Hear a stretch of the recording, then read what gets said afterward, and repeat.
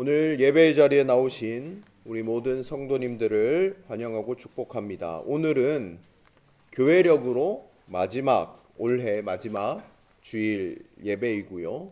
또한 왕이신 그리스도 주일로 하나님 앞에 예배드립니다. 우리의 마음과 뜻과 정성을 다하여 예배함으로 나아가도록 하겠습니다.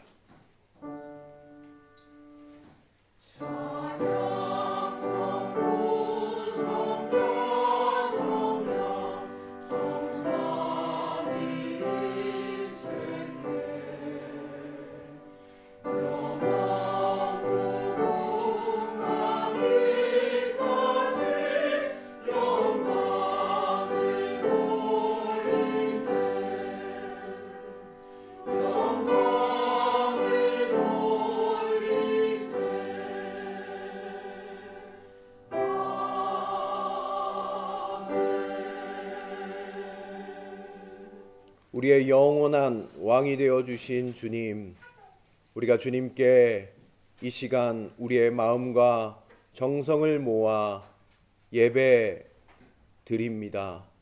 오늘 이 자리 가운데 임재하시고 우리의 마음을 만져주시고 우리의 심령을 새롭게 하사 주님의 영으로 가득 찬 우리의 마음이 될 수 있도록 인도하여 주시옵소서.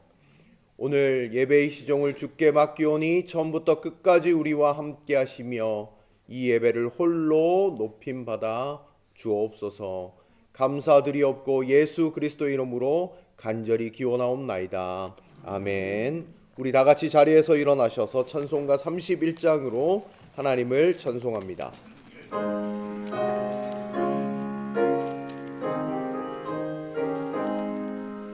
찬양하라 복되신 구세주 예수, 백성들아 사랑을 전하세. 경배하라 하늘의 천군과 천사, 주님 앞에 영광을 돌리세. 목자같이 우리를 지키시고 종일 품에 늘 안아주시니, 찬양하라 높으신 권세를 찬양, 찬양 찬양 영원히 드리세. 찬양하라 복되신 구세주 예수, 우리 대신 죽임을 당했네. 구주 예수 영원한 구원의 소망, 경배하며 겸손히 절하세. 찬양하라 우리 죄 지신 예수, 그의 사랑 한없이 크셔라. 찬양하라 높으신 권세를 찬양, 찬양 찬양 영원히 드리세. 찬양하라 복되신 구세주 예수, 천사들아 즐겁게 찬양해. 구주 예수 영원히 다스리시니, 멸류관을 주 앞에 드리세. 구주 예수 세상을 이기시고 영광 중에 또다시 오시리. 찬양하라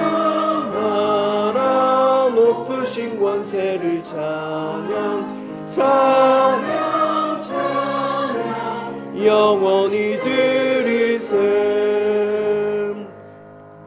사도신경으로 우리의 신앙을 다 함께 고백합니다.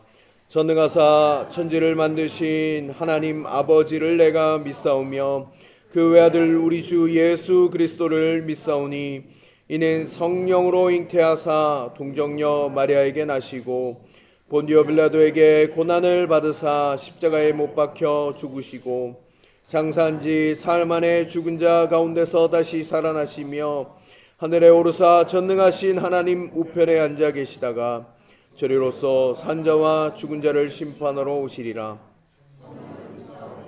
거룩한 공회와 성도가 서로 교통하는 것과 죄를 사하여 주시는 것과 몸이 다시 사는 것과 영원히 사는 것을 믿사옵나이다.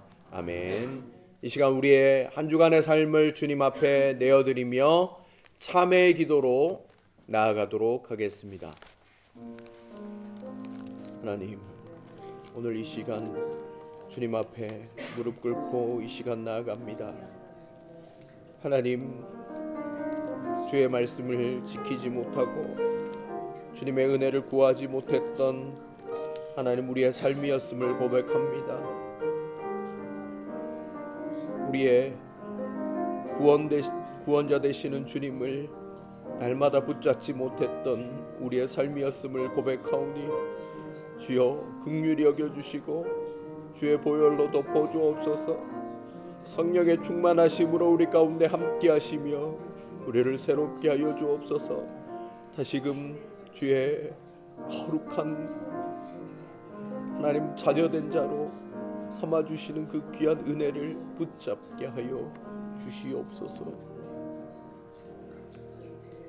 우리는 그리스도 안에서 그의 은혜의 풍성함을 따라 그의 피로 말미암아 속량 곧 죄사함을 받았느니라. 아멘. 자리에 앉아주시길 바랍니다. 교동문 68번 이사야 40장 말씀을 함께 교독하도록 하겠습니다.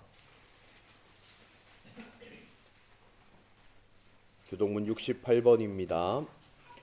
외치는 자의 소리여 이르되 너희는 광야에서 여호와의 길을 예비하라.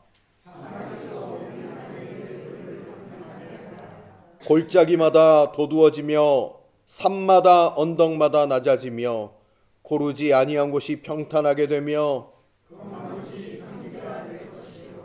여호와의 영광이 나타나고 모든 육체가 그것을 함께 보리라. 말하는 자의 소리여 이르되 외치라. 대답하되 내가 무엇이라 외치리까 하니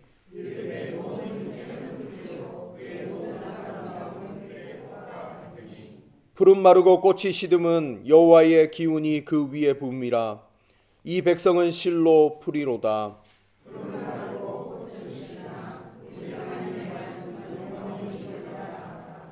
아멘. 찬송가 96장을 찬송 드리신 후에 김범철 장로님 기도 인도로 다 함께 기도 드리시도록 하겠습니다.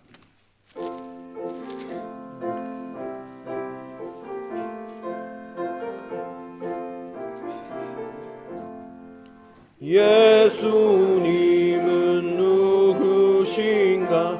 우는 자의 위로와 없는 자의 풍성이며 전한 자의 높음과 잡힌 자의 노임되고 우리 기쁨 되시네. 예수님은 누구신가? 약한 자의 강함과 눈먼 자의 빛이시며 병든 자의 고침과 죽은 자의 부활되고 우리 생명 되시네. 예수님은 누구신가? 주한 자의 정함과 죽을 자의 생명이며 죄인들의 충모와 멸망자의 구원되고 우리 평화 되시네. 예수님은 누구신가? 옥교회의 머리와 세상의 구주시며 모든 왕의 왕이요 심판하실 주님 내고 우리 영광 되시네.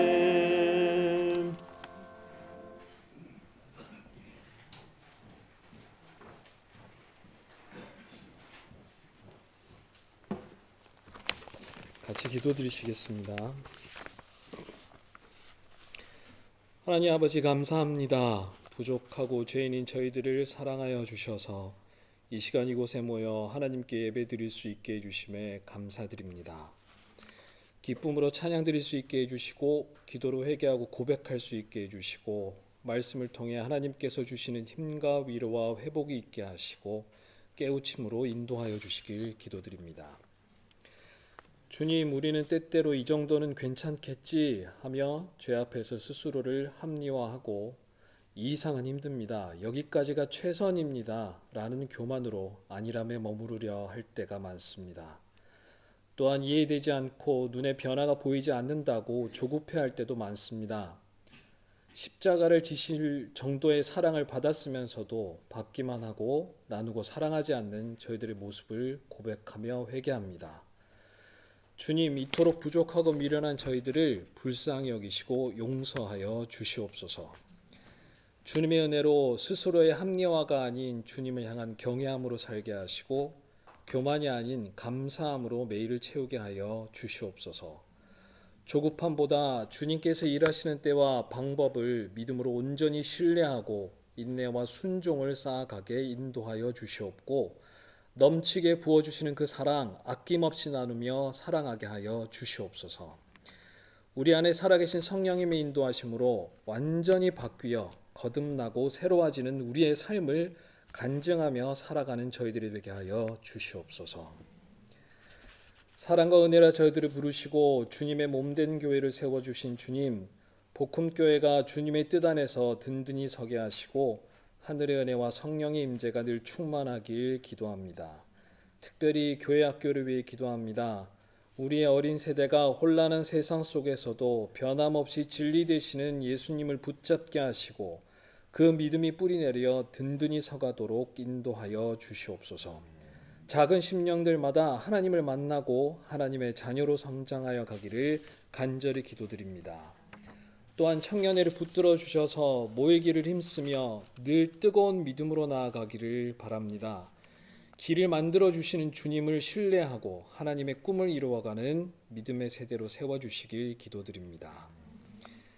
우리 모든 공동체의 주님의 자녀들이 삶을 변화시키시는 말씀으로 예수님을 닮아가게 하시고 모든 일을 오직 기도와 간구로 감사하는 마음으로 아뢰게 하시어 주님의 손길을 매일같이 경험하며 주님께서 주시는 평안을 누리도록 인도하여 주시옵소서. 그리고 그 받은 사랑 가지고 담장을 넘어 이웃과 모든 열방들에게 복음의 가지를 뻗어낼 수 있게 하시어 진리와 생명을 전하는 공동체 될 수 있도록 인도하여 주시옵소서. 우리를 향하신 주님의 기적과 같은 계획과 뜻이 이루어지는 교회, 사람의 힘이 아닌 하나님의 능력이 드러나는 교회, 성령의 뜨거움으로 타올라 부흥하는 교회 되게 하여 주시옵소서. 지난주에는 먼저 주님 곁으로 가신 분들을 기억하며 예배를 드렸습니다. 요단강을 갈라지게 하시고 새 세상을 허락하셨던 주님, 여호수아와 이스라엘 백성들이 요단강을 건너 하나님의 은혜를 기억하기 위해 세웠던 그 돌들처럼 우리 앞에 먼저 주님 품에 안기신 분들이 남기고 가신 믿음의 흔적들을 기억합니다. 그분들의 남긴 사랑, 기도, 눈물, 고백과 순종이 지금 우리의 발걸음을 인도하는 영적 이정표가 되게 하시어 우리도 하루하루 삶 속에 감사와 믿음의 흔적들을 남기게 하시옵소서. 그리고 그 흔적들을 통해 다음 세대가 주님의 구원과 선하심을 기억하게 하는 작은 돌들이 되기를 원합니다. 또한 먼저 주님 곁에 가신 분들이 주님께서 약속하신 완전한 평안 속에 있을 것을 믿습니다.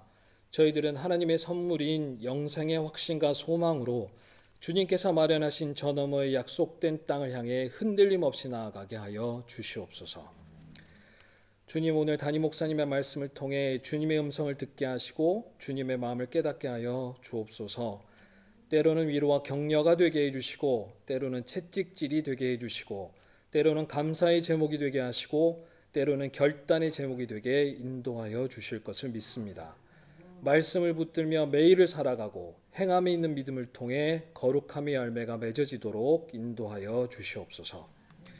우리는 모든 일에서 우리를 사랑하여 주신 그분을 힘입어서 이기고도 남습니다라는 바울의 고백이 저희들의 고백이 되기를 기도합니다. 하나님께 모든 걸 감사드리오며 매일매일 승리로 살아가게 하시는 주님께서 이 예배를 드립니다. 받아 주시옵소서. 감사드리며 이 모든 말씀 예수님의 이름으로 기도합니다.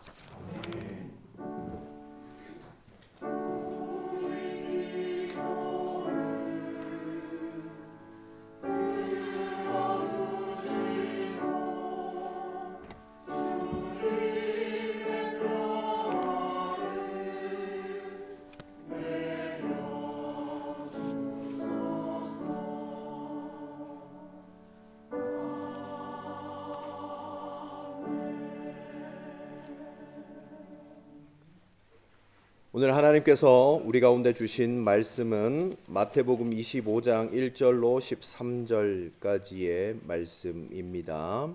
신약성경 52면 마태복음 25장 1절로 13절까지의 말씀입니다. 하나님의 말씀을 경청하십시오. 그런데 하늘나라는 저마다 등불을 들고 신랑을 맞으러 나간 10처녀의 비길 수 있을 것이다. 그 가운데서 5은 어리석고 5은 슬기로웠다. 어리석은 처녀들은 등불은 가졌으나 기름은 갖고 있지 않았다. 그러나 슬기로운 처녀들은 자기들의 등불과 함께 통에 기름도 마련하였다. 신랑이 늦어지니 처녀들은 모두 졸다가 잠이 들었다. 그런데 한밤중에 외치는 소리가 났다. 보아라, 신랑이다. 나와서 맞이하여라. 그때 그 처녀들이 모두 일어나서 제 등불을 손질하였다. 미련한 처녀들이 슬기로운 처녀들에게 말하기를 우리 등불이 꺼져가니 너희의 기름을 좀 나누어 다오 하였다. 그러나 슬기로운 처녀들이 대답하였다. 그렇게 하면 우리에게나 너희에게나 다 모자랄 터이니 안 된다. 차라리 기름 장수들에게 가서 사서 써라. 미련한 처녀들이 기름을 사러 간 사이에 신랑이 왔다. 준비하고 있던 처녀들은 신랑과 함께 혼인잔치에 들어가고 문은 닫혔다.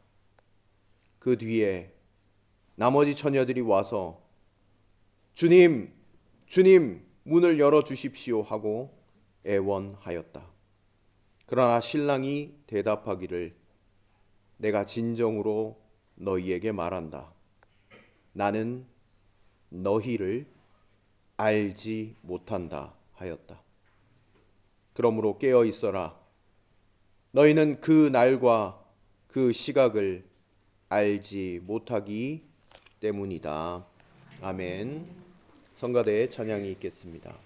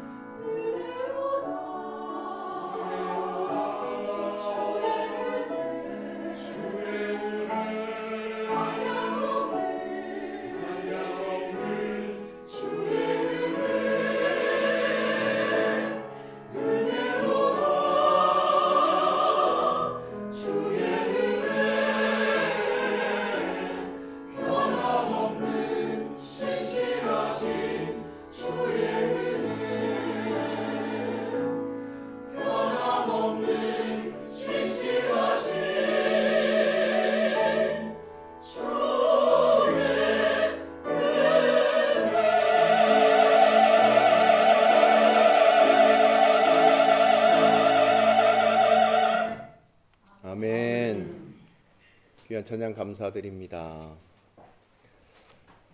사랑하는 성도 여러분, 오늘도 이렇게 주님 앞에 함께 모인 우리 모두를 축복하기를 원합니다.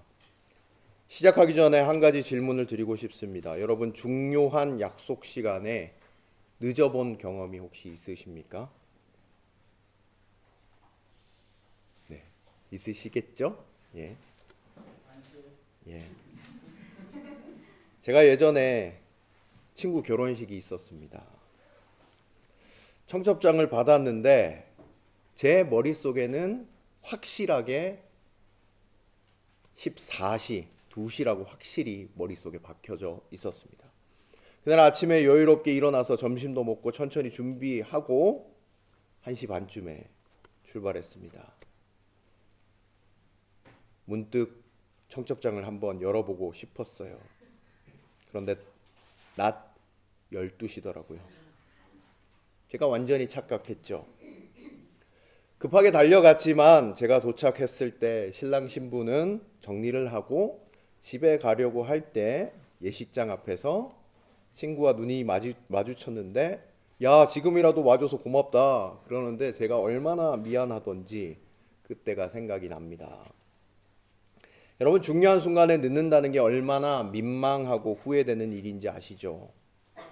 특히 그게 한 번 지나가면 다시 돌아오지 않는 순간이라면 더욱 그럴 것입니다.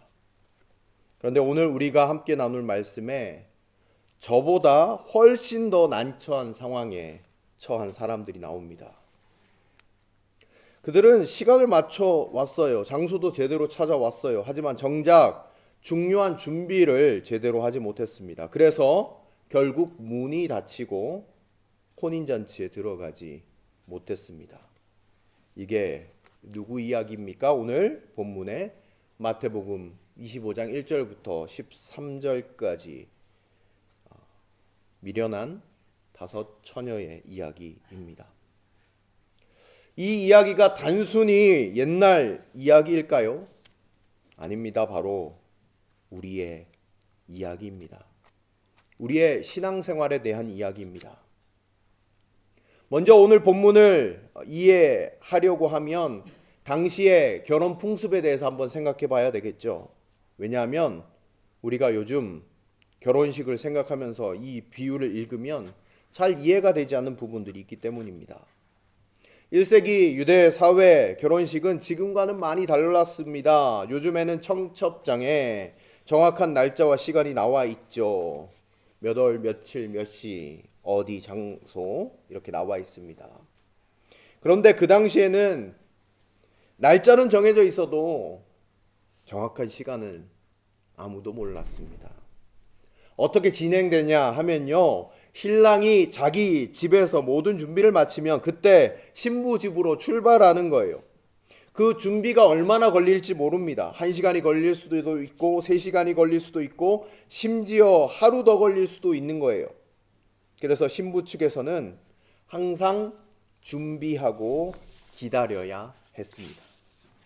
특히 신부의 들러리들, 오늘 본문에 나오는 이 처녀들은 신랑이 언제 올지 모르니까 등불을 켜고 기다려야 했어요. 신랑의 행렬이 오면 횃불을 들고 함께 행렬에 합류하여 신랑을 모시고 신부 집으로 가는 거죠. 그리고 거기서 성대한 혼인잔치가 시작되는 겁니다. 여러분, 이 혼인잔치는 우리가 생각하는 몇 시간짜리가 아닙니다. 보통 일주일 동안 계속됐어요. 어떤 경우에는 더 길게 하기도 했고요. 그러니까 이건 정말 인생에서 가장 중요하고 기뻤던 축제였습니다. 그런데 만약 이 잔치에 들어가지 못하면 그건 정말로 수치스러운 일이었어요. 왜냐하면 이거는 단순히 파티를 놓치는 것이 아니라 공동체에서 자신의 역할을 제대로 수행하지 못했다라는 것을 의미하는 것이기 때문입니다. 오늘 이 결혼식에 관한 이야기, 예수님께서 오늘 이렇게 말씀하시는 것을 우리가 보게 됩니다. 1절 말씀 한번 보실까요? 그런데 하늘나라는 저마다 등불을 들고 신랑을 맞으러 나간 10처녀에 비길 수 있을 것이다. 아멘. 오늘 이 이야기는 어떤 비유인가? 하나님의 나라에 대한 이야기예요. 신랑은 누구를 상징할까요? 바로 예수 그리스도입니다. 처녀들은 누구를 상징할까요? 여러분들이 잘 아시는 바와 같이 주님을 기다리는 우리들입니다. 우리가 바로 이 10처녀 중에 한 명이라는 거죠. 자, 이제 본격적으로 이 10명의 처녀들을 한번 살펴보시길 바랍니다. 이들에게는 공통점이 있었습니다. 어떤 공통점인가요? 첫 번째는 누구를 기다리고 있었죠? 신랑을 기다리는 공통점이 있었어요. 모두 신랑이 온다는 걸 알고 있었고, 그래서 나와 기다리고 있었어요. 한 명도 빠짐없이 다 기다리고 있었습니다. 네. 오늘날로 말하면 여기에 나와서 우리 모두가 교회에 나와서 예배드리고 있는 그런 한 분 한 분이 10처녀와 같다라고 생각을 우리가 한번 해볼 수가 있겠죠. 두 번째 공통점이 있습니다. 그게 무엇입니까? 등을 가지고 있었어요. 등을. 1절에 보면 등을 가지고 있었습니다. 그러니까 다시 말씀드리면 겉으로 보면 아무런 차이가 없었다라는 거예요. 오늘날로 말하면 크리스천이라고 불리는 사람들이 교회에 다니고 성경책을 가지고 나오고 찬양을 하고 기도하고 겉으로 보기에는 다 비슷해 보입니다. 그리고 세 번째 공통점이 있습니다. 무엇이냐면 다 졸았다라는 거예요. 5절 보세요. 신랑이 늦어지니까 처녀들이 모두 졸다가 잠이 들었다라고 기록하고 있습니다. 여기에서 모두라는 표현이 참 중요해요. 슬기로운 처녀도 졸았고요. 미련한 처녀도 졸았어요. 이건 중요한 포인트입니다. 많은 사람들이 오해하는 게 슬기로운 처녀들은 한 번도 안 졸고 계속 깨어 있었을 거라고 생각하는데 아닙니다. 그들도 졸았습니다. 여러분, 우리도 그렇지 않습니까? 신앙생활 하다가 보면 영적으로 졸릴 때가 있어요. 지칠 때가 있어요. 건조할 때가 있어요. 그게 문제가 아니라는 거예요. 졸았다는 것 자체가 죄가 아니라는 것입니다. 그렇다면 차이점이 무엇일까요? 결정적인 차이가 하나 있는데 3절 4절에 기록되어져 있습니다. 3절 4절 한번 보실까요? 어리석은 처녀들은 등불은 가졌으나 기름은 갖고 있지 않았다. 그러나 슬기로운 처녀들은 자기들의 등불과 함께 통에 기름도 마련하였다. 차이가 무엇입니까? 기름이었습니다. 겉으로 보기엔 10명 모두 똑같아 보였습니다. 다 등을 들고 있으니까요. 등에 불도 다 켜져 있으니까요. 하지만 눈에 보이지 않는 결정적인 차이가 있었는데 여러분, 기름이 있느냐 없느냐입니다. 이게 얼마나 중요한 교훈인지 모릅니다. 우리의 신앙생활도 겉으로 보기엔 다 비슷해요. 교회에 나옵니다. 기도합니다. 봉사하는 것 같습니다. 하지만 눈에 보이지 않는 곳에서 차이가 있을 수 있습니다. 등을 들고 다니는 것이 교회에 그냥 나오는 것이라면 기름을 준비하는 것은 실제로 주님과의 살아있는 관계를 가지고 있는가, 그 차이입니다. 한 장로님께서 이런 이야기를 하신 것을 제가 책에서 본 적이 있습니다. 그분이 교회를 30년 넘게 다니셨대요. 직분도 받으시고 헌신적으로 봉사도 하시고, 그런데 어느 날 큰 위기를 겪으셨어요. 사업이 어려워지고 건강도 나빠지고 가정에 문제도 생기고, 그때 무릎을 꿇고 기도하려는데 갑자기 이런 생각이 들더래요. 내가 하나님을 정말로 믿는가? 아니면 그냥 교회 생활을 해온 것인가? 그런데 솔직하게 자신을 돌아보니까 자기는 교회를 다녔지만 예수님을 개인적으로 만난 적이 없다라는 것을 발견하게 되었대요.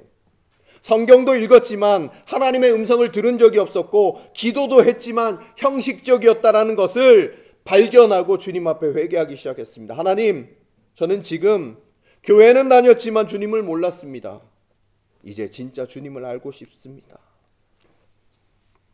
그분이 달라졌습니다. 같은 사람 같지 않았습니다. 말씀을 대하는 태도, 기도하는 모습, 사람을 대하는 모습도 완전히 바뀌게 되었습니다. 그 장로님이 고백했던 말이 있었습니다. 저는 30년 동안 등은 들고 있었는데 기름이 없었던 것 같습니다. 여러분들은 어떠십니까? 혹시 등만 들고 계신 것은 아니신지요? 그렇다면 기름을 준비해야 하는데 이 기름이 정확히 뭘 의미하는 것일까요? 성경에서 기름은 여러 가지를 상징합니다. 성령님을 상징하기도 하고요. 또 주의 말씀을 상징하기도 하고 또 참된 믿음과 순종을 나타내기도 합니다. 즉 결국은 기름은 실제적인 신앙, 하나님과의 살아있는 관계를 의미하는 것입니다. 등불은 눈에 보입니다. 다른 사람들이 다 볼 수 있어요. 하지만 기름은 그릇 안에 있어요. 겉으로 보이지 않습니다. 하지만 바로 이 보이지 않는 것이 결정적인 차이를 만들어냈던 것입니다. 어떤 분들은 이렇게 질문하실 수 있습니다. 목사님, 그러면 제가 얼마나 열심히 해야 기름이 충분히 준비되는 것일까요? 얼마나 많이 기도해야 될까요? 얼마나 성경을 많이 봐야 할까요? 여러분, 이것은 양의 문제가 아닙니다. 관계의 문제예요. 결혼을 한번 예를 들어볼까요? 좋은 결혼 생활은 배우자와 몇 시간을 보내느냐가 문제가 아니에요. 물론 시간도 중요하지만 더 중요한 것은 관계의 질이죠. 진심으로 사랑하고 서로를 알아가고 신뢰하고 헌신하는 것이지요. 신앙도 마찬가지입니다. 단순히 교회를 몇 년 다녔느냐, 성경을 몇 번 읽었느냐가 아니라 정말 주님을 사랑하고 주님을 알아가고 주님께 순종하며 사느냐는 문제라는 것입니다. 오늘 본문에서 이야기가 이제 긴박하게 전개되는데 6절 말씀 한번 보겠습니다. 그런데 한밤중에 외치는 소리가 났다. 보아라, 신랑이다. 나와서 맞이하여라. 아멘. 아멘. 드디어 신랑이 왔습니다. 모두가 깨어났습니다. 그리고 각자 등을 점검하기 시작했습니다. 그런데 여기서 미련한 처녀들이 문제를 발견합니다. 바로 자기의 등불이 꺼져가는 것을 보게 되었습니다. 그러면서 슬기로운 처녀들에게 야, 등불에 기름 좀 빌려줘, 이렇게 이야기하고 있습니다. 여러분, 이 순간 미련한 처녀들의 마음이 어떠했을까 한번 생각해 보십시오. 얼마나 당황스럽고 두려웠을까요? 어떡하지? 기름이 떨어져 가고 있어. 신랑이 오는데 우리의 등불이 꺼지면 어떡하지? 그들이 할 수 있는 것이라고는요, 옆 사람에게 기름을 좀 빌려달라는 것, 제발 나 좀 나눠달라고 이야기하는 것, 그것밖에 없었어요. 그런데 9절 말씀에 슬기로운 처녀들의 대답을 여러분 한번 보시길 바랍니다. 그러나 슬기로운 처녀들이 대답하였다. 그렇게 하면 우리에게나 너희에게나 다 모자랄 터이니 안 된다. 차라리 기름 장수들에게 가서 사서 써라. 아멘. 어떤 분들은 이 구절을 읽고 이렇게 생각하실 수 있습니다. 야, 이 슬기로운 처녀들 좀 인색하지 않는가? 예, 친구가 어려울 때 좀 도와야지. 조금씩만 나눠주면 되지 않는가? 하지만 이것은 인색함의 문제가 아닙니다. 이건 불가능의 문제입니다. 왜냐하면 신앙은 빌려줄 수 없는 것이기 때문입니다. 여러분 생각해 보십시오. 부모님의 신앙으로 천국에 갈 수 있습니까? 배우자의 신앙으로 구원받을 수 있습니까? 목회자의 신앙으로, 장로님의 신앙으로, 권사님의 신앙을 빌려서 구원함에 이를 수 있습니까? 없다라는 거예요. 각자가 주님과 개인적으로 인격적인 관계를 맺어야 한다라는 것입니다. 그래서 어떤 목사님이 이런 얘기를 했어요. 하나님의 나라에는 하나님의 자녀는 있는데 하나님의 손자는 없다라는 말입니다. 다시 말하면 부모의 이름을 빌려서 천국에 들어간 사람은 아무도 없다라는 거죠. 하나님의 나라에는 하나님의 자녀만 있다.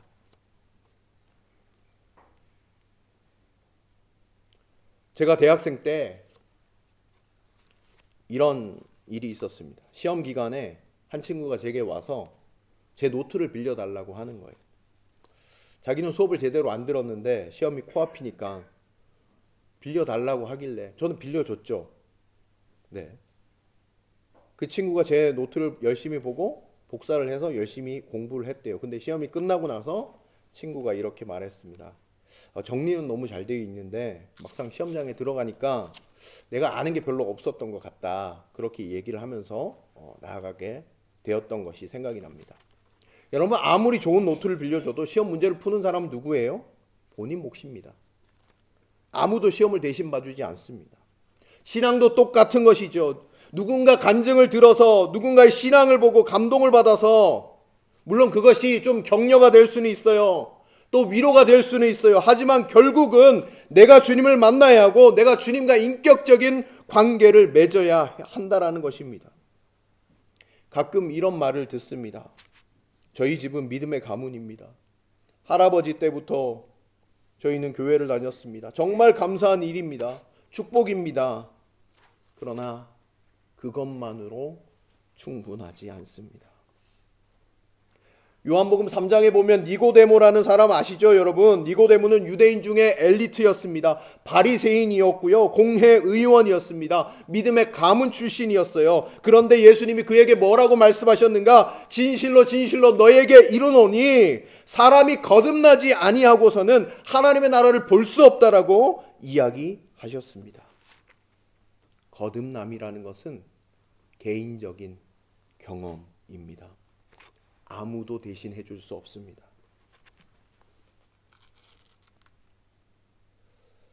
저는 마태복음 7장을 읽으면 두려운 마음이 듭니다. 예수님께서 우리에게 말씀하신 말씀이 있습니다. 나더러 주여 주여 하는 자마다 다 천국에 들어갈 것이 아니요 다만 하늘에 계신 내 아버지의 뜻대로 행하는 자여라 들어가리라. 그날에 많은 사람이 나더러 이르되 주여 주여 우리가 주의 이름으로 선지자 노릇을 하며 주의 이름으로 귀신을 쫓아내며 주의 이름으로 많은 권능을 행하지 아니하였나이까 하리니 그때 내가 그들에게 밝히 말하되 내가 너희를 도무지 알지 못하니 불법을 행하는 자들아 내게서 떠나가라 하리라. 이 말씀이 두렵습니다. 주여 주여 하며 부르고 주의 이름으로 봉사하고 권능을 행했던 사람들에게 예수님이 뭐라고 말씀하시는지 아십니까? 내가 너희를 도무지 알지 못한다. 여러분, 알지 못한다라는 말은 단순히 정보를 모른다라는 게 아니에요.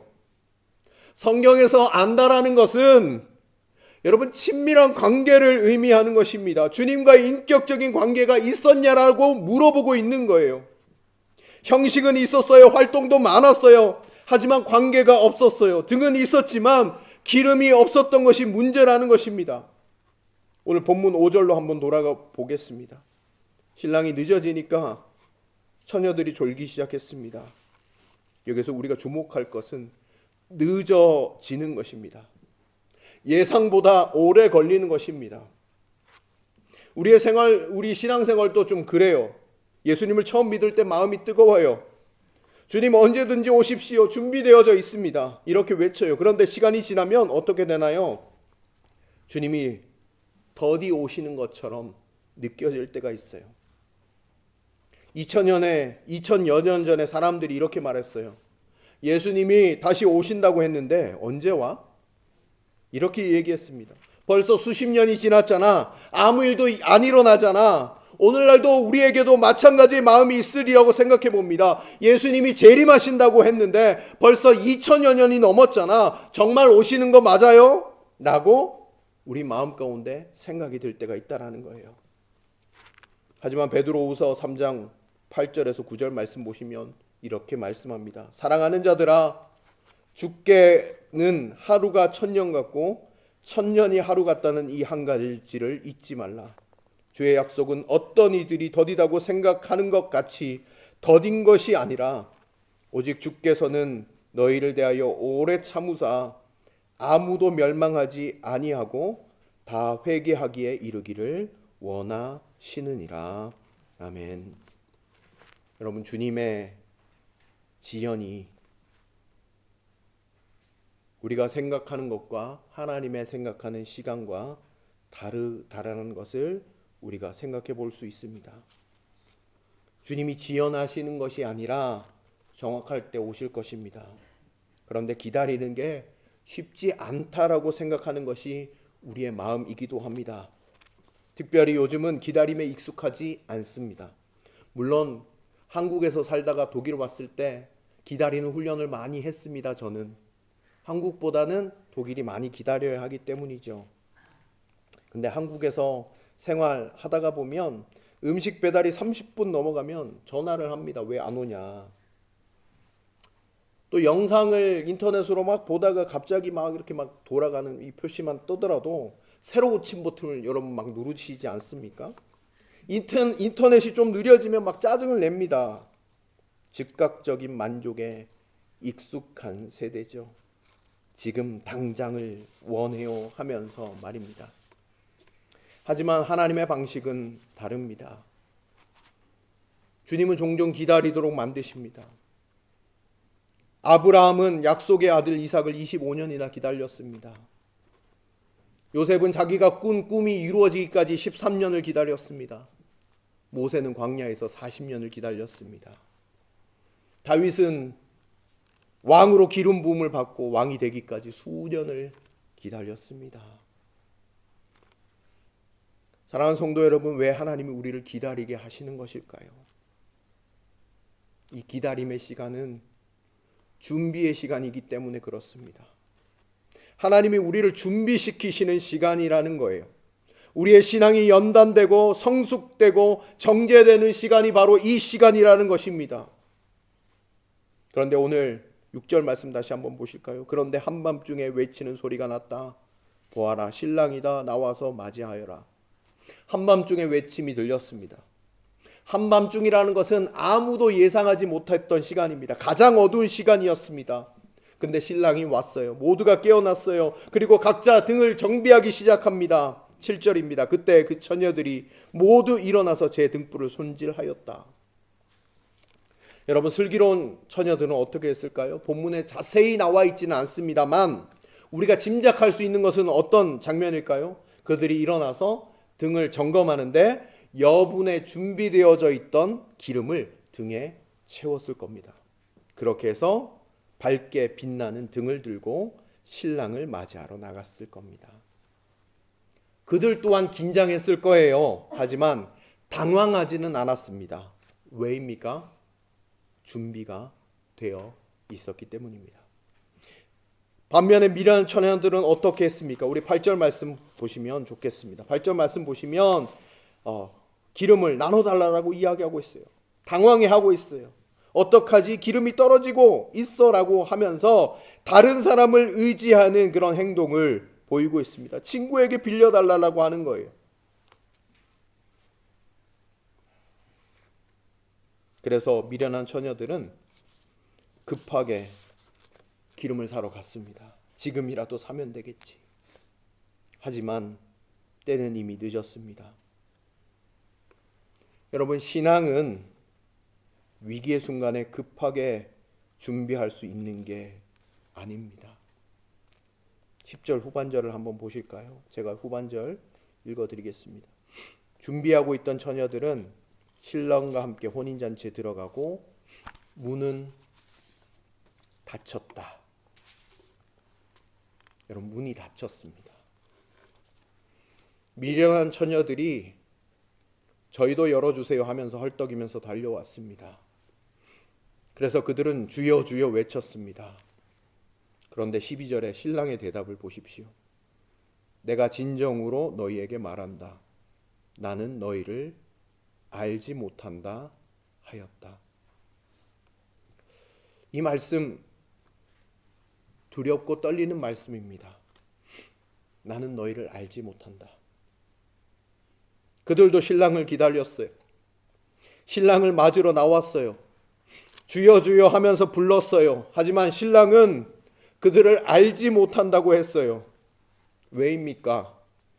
관계가 없었으니까요. 준비가 되어져 있지 않았으니까요. 또한 우리가 여기서 주목하는 것은 문이 닫힌 것을 주목해 보십시오. 문이 닫혔다라는 것은 기회가 끝났다라는 거예요. 돌이킬 수 없다라는 말이죠. 여러분, 노아의 방주 사건을 기억하실 것입니다. 하나님께서 노아를 통하여 방주를 짓도록 하셨어요. 사람들이 비웃었어요. 그러나 그때는 방주의 문이 열려져 있었어요. 그러나 하나님께서 방주의 문을 닫으셨을 때 다시 열리지 않았습니다. 밖에서 사람들이 아무리 두드려도 소용이 없었습니다. 어떤 사람들은 이렇게 이야기할 수 있습니다. 하나님은 사랑의 하나님 아니십니까? 마지막에 다시 한번 기회를 주시지 않을까요? 여러분, 지금이 우리에게 주신 기회의 순간이라는 것입니다. 오늘이 기회라는 말입니다. 그 사랑의 하나님께서 문이 닫힌다고 말씀하시면 그냥 정말 닫히는 것입니다. 하나님께서 닫으시면 아무도 열 수 없다라는 말입니다. 그렇다면 우리가 오늘 이 본문 가운데서 다시 한번 생각해야 하는 것은 우리가 어떻게 신랑 되시는 예수님을 맞이할 준비를 하는가입니다. 기름을 준비해야 되겠죠. 앞에서 말씀드린 것처럼 기름을 준비한다라는 것은 주님과의 인격적인 깊은 관계입니다. 주의 말씀이 내 발의 등이요 내 길에 빛이 된다라고 했으니 말씀의 기름을 준비하는 것입니다. 단순히 의무감으로 있는 것이 아니라 그 본문 속에서 주님을 만나기 위해 하나님의 말씀을 듣기 위해서 말씀을 보면서 나아가는 것. 기도의 기름도 준비해야 되겠죠. 목사님, 저는 기도를 잘 못해요. 그러면 아무 말이나 하십시오. 하나님 우리 아버지, 아무 말이나 하십시오. 자식이 아버지에게 말할 때 완벽한 문장을 써야 합니까? 아닙니다. 그냥 마음에 있는 것을 이야기하시면 돼요. 그러면 주님과의 교제가 점점 깊어질 것입니다. 그리고 기도할 수 있도록 인도하여 주실 것입니다. 또한 우리의 회개의 기름, 변화된 삶의 기름을 준비해야 할 것입니다. 기름을 채운다는 것은 단순히 종교적인 행위를 하는 게 아니라 우리의 삶이 변화되는 것이죠. 행함이 없는 믿음은 죽은 믿음이라고 말씀하신 그 주님 앞에 우리의 삶이 변화되어져서 삶의 기름을 준비하고 나아가는 것. 용서하지 못한 사람이 있으면 용서하고 고쳐야 할 태도와 나쁜 습관이 있으면 고치면서 나아가는 것. 이것이 바로 변화의 기름을 준비하는 것일 것입니다. 또한 우리 교회 공동체 안에서 함께 성장하면서 기름을 준비할 수 있을 것입니다. 저희에게는 그런 분이 없는 것 같은데 요즘에 저는 교회에 안 나가요. 안 나가도 믿음 지킬 수 있어요. 혼자서 집에서 인터넷으로 예배 드리면 되잖아요. 특별한 사정이 있을 때는 그럴 수 있습니다. 그러나 여러분, 신앙생활을 혼자 하는 것이 아닙니다. 공동체 안에서 함께 성장하는 것입니다. 탄불에서 한 개의 숯을 꺼내놓으면 금방 꺼집니다. 하지만 여러 개가 함께 있으면 오래 탑니다. 우리도 그렇습니다. 함께 있어야 함께 성장하고 함께 기름을 준비할 수 있다라는 사실입니다. 사랑하는 성도 여러분, 오늘 이 비유를 통해서 예수님께서 우리에게 주시는 메시지는 너무나도 분명하고 명료합니다. 준비하십시오. 깨어 있으십시오. 우리 모두는 이 열 처녀 중에 하나입니다. 우리 모두 신랑을 기다리고 있습니다. 우리 모두 등을 들고 있습니다. 하지만 오늘 이 시간 정직하게 우리의 마음을 점검해 봐야 합니다. 나에게 진짜 그런 기름이 있는가 말입니다. 나는 정말 주님을 아는가? 단순히 교회를 다니는 것에 만족하고 있지는 않은가? 형식적으로 신앙생활을 끝내고 있지는 않은가? 내 삶에 진정한 변화가 있는가? 나는 주님과의 살아있는 관계를 가지고 있는가? 혹시 오늘 이 말씀을 들으시면서 마음이 불편한 분이 계십니까? 나는 등만 들고 있었구나. 기름이 없었구나 하는 생각이 드시는지요? 그렇다면 오늘이 바로 기회입니다. 아직 늦지 않았습니다. 신랑이 오시기 전입니다. 지금이 바로 기름을 준비할 때입니다. 로마서 10장 9절 말씀은 이렇게 기록하고 있습니다. 네가 만일 내 입으로 예수를 주로 시인하며 또 하나님께서 그를 죽은 자 가운데서 살리신 것을 내 마음에 믿으면 구원을 받으리라. 오늘 진심으로 주님을 영접하십시오. 형식이 아니라 진심으로 영접하십시오. 혹시 오래 신앙생활 하셨는데 형식적이었다라는 것을 깨달으신 분이 계십니까? 오늘 이 자리에서 새롭게 시작하시기 바랍니다. 그런즉 누구든지 그리스도 안에 있으면 새로운 피조물이라고 주님이 말씀하고 계십니다. 주님은 우리를 새롭게 하실 수 있습니다. 오늘이라도 늦지 않았습니다. 사랑하는 성도 여러분, 예수님은 지금 우리를 초대하고 계십니다. 내게로 와라. 내가 너희를 쉬게 하겠다. 내가 너희를 알기를 원한다. 준비하고 깨어 있으면 좋겠다. 주님은 우리에게 계속해서 말씀하고 계십니다. 오늘 이 말씀을 듣고 여러분들 삶 가운데 참된 등불의 기름을 여러분 인생 가운데 날마다 준비하시며 주님이 이 땅 가운데 오심을 기다리며 소망하며 살아나가시는 저와 여러분들이 되시기를 주님의 이름으로 간절히 축원드립니다. 기도하도록 하겠습니다. 오늘 들려주신 하나님의 말씀을 놓고 여러분 기도하시면 좋겠습니다. 여러분 마음 가운데 정말 기름이 준비되어 있으십니까? 주님을 진짜 사모하며 기다리고 계십니까? 오늘 이 말씀 앞에 여러분들의 심령을 정직하게 되돌아보며 주님 앞에 서시면 좋겠습니다. 오늘이 기름을 준비할 때입니다. 여러분 오늘 우리의 심령을 되돌아보고 주님 앞에 여러분들의 마음을 쏟아놓고 주님, 내가 등불에 기름을 준비하지 못한 채 살아가고 있었습니다. 겉으로는 형식을 다 갖추고 있었으나 주님을 매일 만나고 소망하면서 살아가지 못했던 나의 삶이었습니다. 이렇게 정직하게 여러분들의 심령을 주님 앞에 내어드리며 이 복음 앞에 여러분들의 마음을 마주하시길 바랍니다. 오늘 이 시간 여러분들의 마음을 내어놓으며 이 시간 함께 기도함으로 나아가기를 원합니다. 함께 기도하면서 나아가도록 하겠습니다. 기도하겠습니다.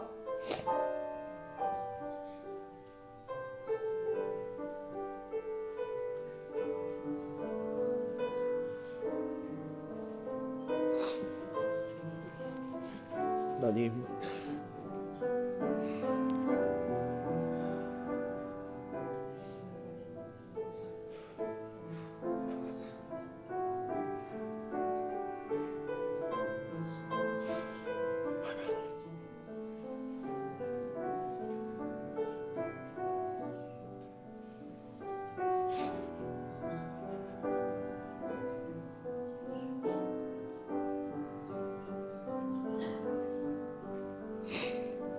내가 등불을 준비하지 기름을 준비하지 못한 채 살아왔던 삶이었음을 고백합니다.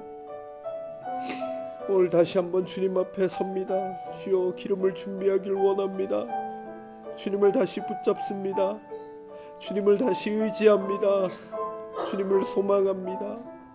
하나님, 그 기름을 준비하며 주님이 오심을 간절히 소망하며 나아가는 우리의 삶이 될 수 있도록 은총 베풀어 주시옵소서.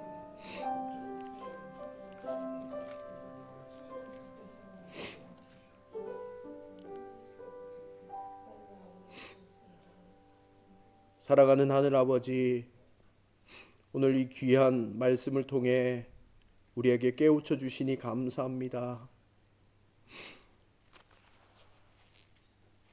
우리가 단순히 등만 들고 있는 것이 아니라 진짜 기름을 준비하고 있는지 돌아보게 하시니 감사합니다. 주님, 우리가 형식적인 신앙에 머물렀던 우리의 모습이 있다면 용서하여 주십시오.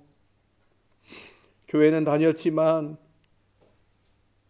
주님과 개인적으로 인격적인 만남을 가지지 못했던 저희들을 불쌍히 여겨 주십시오. 오늘 이 시간 우리가 전심으로 주님 앞에 나아갑니다.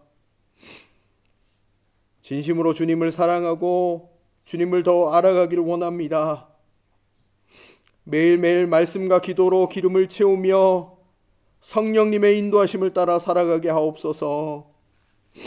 우리의 삶이 변화되게 하시고 항상 깨어서 주님을 기다리는 신부처럼 살아가게 하여 주옵소서. 주님 다시 오실 그날 문이 닫히기 전에 혼인잔치에 들어가는 슬기로운 처녀들이 되게 하여 주옵소서. 그뿐만이 아니라 아직 등불을 준비하지 못했던 많은 사람들에게 하나님의 말씀을 전하며 함께 슬기로운 처녀처럼 혼인잔치에 들어갈 수 있도록 하나님의 마음을 나누는 귀하고 복된 통로로 하나님 우리 자신이 쓰일 수 있도록 인도하여 주옵소서. 하나님, 오늘 주님 앞에 귀한 물질을 구별하여 드립니다. 하나님의 나라가 이 땅 가운데 임하는 것을 간절히 사모하며 나아가며 이 예물을 주님 앞에 드리오니 이 예물을 통하여 주님의 나라가 땅 끝까지 증거되어지는 것에 귀하게 사용될 수 있도록 인도하여 주시고, 하나님 우리의 죽은 심령들을 하나님 아버지 주의 마음으로 다시 깨워주시사 주의 말씀 앞에 날마다 서게 하시고 그 말씀으로 말미암아 날마다 승리하는 삶 살 수 있도록 은총 베풀어 주옵소서. 하나님, 우리가 더 큰 감사함으로 하나님께 영광 올려드리는 그 날이 오기를 원합니다.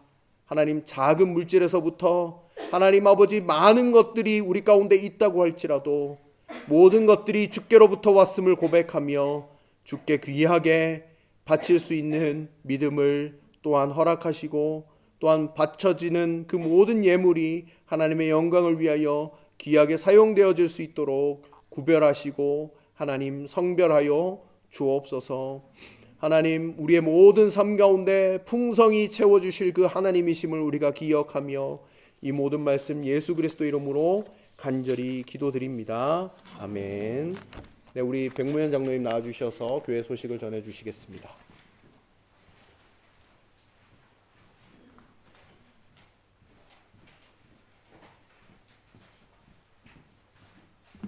네, 목사님 귀한 말씀 감사드립니다. 오늘 예배 참석하신 모든 분들을 주님의 이름으로 진심으로 환영합니다.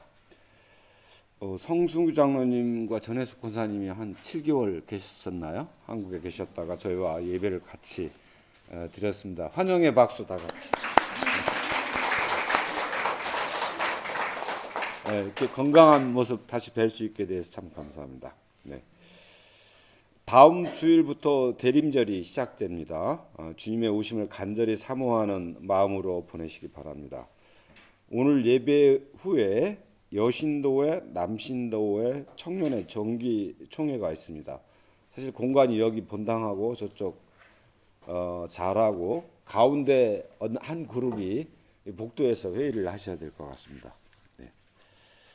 다음 주일 예배 후에 복된 음성 성가대 정기총회가 있습니다. 각 부서와 기관들은 12월 7일까지 올해 사업 및 결산 보고, 그 다음에 내년도 사업 및 예산 계획을 제출하여 주시기 바랍니다. 복음교회 선교 주일 헌금은 총 528유로가 모아졌습니다.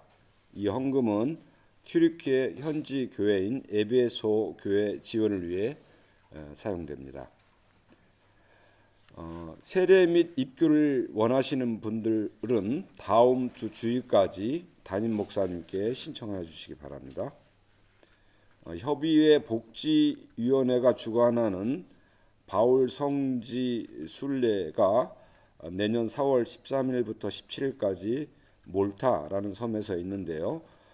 이 형제순례 참가를 원하시는 분은 다음 주일까지 담임 목사님께 신청하여 주시기 바랍니다.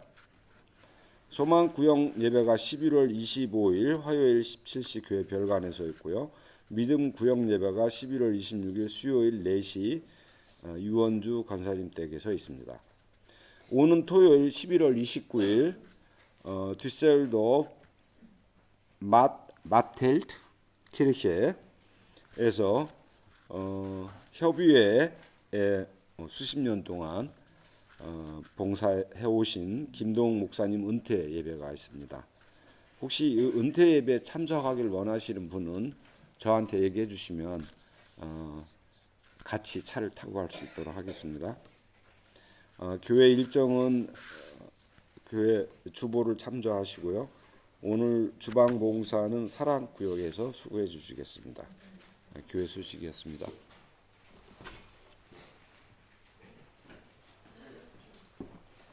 네, 우리 다 같이 자리에서 일어나시겠습니다. 찬송가 635장을 찬송 드리신 후에 축도함으로 예배를 마치겠습니다.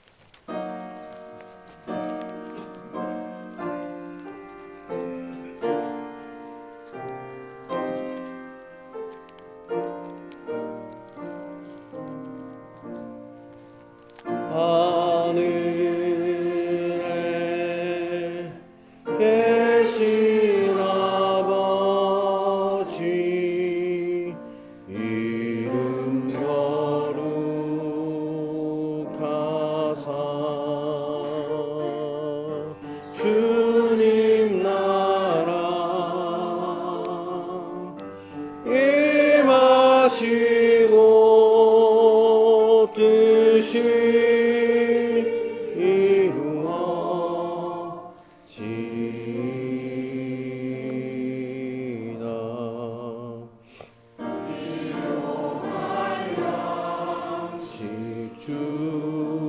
주시고 우리들의 큰 죄 다 용서하옵시고 또 시험에 들게 마시고 악에서 구원하소서. 대개 주의 나라 주의 권세 주의 영광 영원히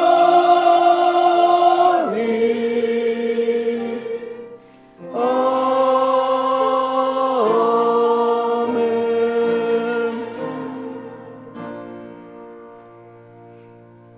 이제는 우리 구주 예수 그리스도의 은혜와 하나님의 사랑과 성령의 위로 충만 교통하심의 역사가 주님의 말씀을 기억하며 슬기로운 다섯 처녀와 같이 기름을 준비하며 주님이 오시는 것을 맞이하며 소망하며 나가기로 결단하는 여기에 모인 모든 예배자들 가운데 이제로부터 영원토록 함께 하시기를 간절히 축원하옵나이다. 아멘.